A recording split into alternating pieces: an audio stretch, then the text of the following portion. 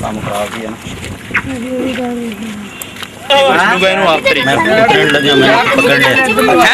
उतरा लगा फाड़ लिया तेन का तो फड़िया भैया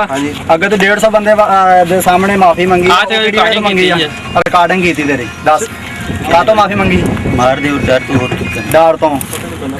पढ़ाना पढ़ूना कितने की काम करदा जंग गवर्नमेंट इत्थे का ना प्रैक्टिकल काला नेशनल कॉलेज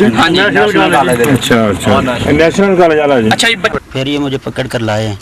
सारा रास्ता मारा है, नाक वगैरह से खून निकला हुआ, कपड़े फट गए हैं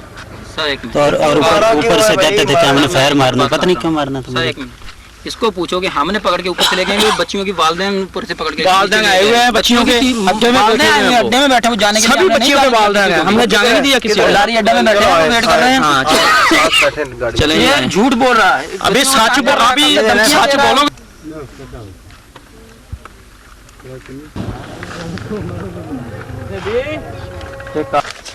कितने प्यो का नंबर तेरे सामने खड़ा,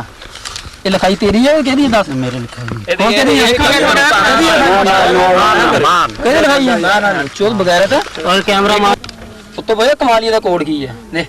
उम्र देख काम देख टीचर है बच्चे ਨੂੰ ਆਪਣੇ ਨੰਬਰ ਦਿੰਦਾ ਵੀ ਇਹਨਾਂ ਰਾਤ ਨੂੰ ਗੱਲਾਂ ਕਰੋ